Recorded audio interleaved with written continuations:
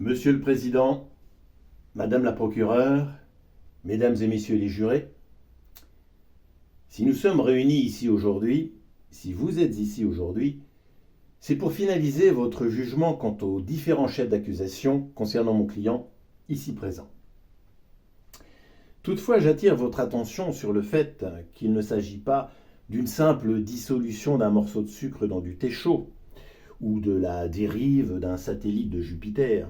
Que nenni, ne nous y trompons pas.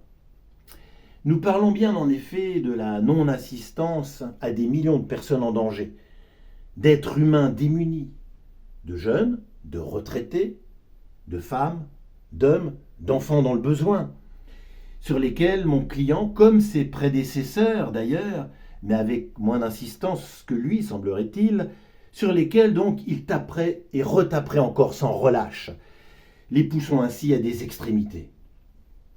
En plus, pour cela, on voudrait nous faire croire que mon client n'agirait pas seul, mais bénéficierait de soutien et d'une complicité sans faille d'obscurs groupements politico-financiers siégeant dans les conseils d'administration de puissantes multinationales solidaires entre elles, dont le but serait de préserver et de consolider leurs nombreux monopoles. Mais dans quel monde vit-on, saperlipopette ? Aux différents carrefours de son existence, mon client axa-t-il ses résolutions vers des prises de position faciles? A-t-il souvent trahi sa parole? Ce serait perdre une totale énergie que de chercher à démontrer à droite ou à gauche toute crédibilité à ce genre de propos. Mon client, au contraire, a préféré remettre plusieurs fois son destin entre les mains des électeurs. Donc, si vous le condamnez, vous vous condamnez également, car c'est votre responsabilité, c'est grâce à vous qu'il occupe la fonction suprême, celle qui a généré les multiples plaintes dont il est l'objet ce jour.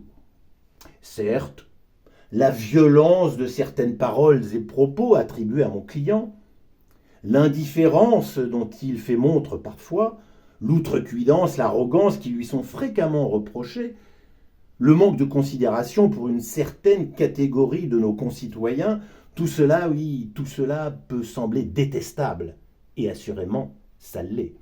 Mais, mesdames et messieurs les jurés, qui, parmi vous, n'a jamais commis d'erreur? Qui n'a jamais eu de pensée négative envers son prochain? L'intérêt général et la transparence ne sont pas le fort de mon client, je vous l'accorde. Et alors? L'être humain est-il parfait? Non, bien entendu. Et c'est bien cela sa particularité. C'est ce qui en fait ce qu'il est, ce qu'est mon client. C'est sa force et aussi sa faiblesse. C'est sa puissance et aussi sa lâcheté. Ne vous laissez pas devenir ce que vous accusez. Il est peut-être temps de montrer qui vous êtes vraiment. Vous voulez sanctionner le comportement de mon client? Réprimer la manifestation de ses idées? Alors, ne le faites pas de façon compulsive, mais proposez votre voix, votre véritable engagement, votre vote. Aussi, je vous demande solennellement, maintenant, selon votre intime conviction et en votre âme et conscience, de prendre une décision, de prendre la décision, la seule qui s'impose. Mesdames et messieurs les jurés, je vous demande pour mon client la relaxe pure et simple. L'unique verdict possible. Laissez-le partir définitivement. Et croyez-moi, pour ça, l'avenir vous remerciera.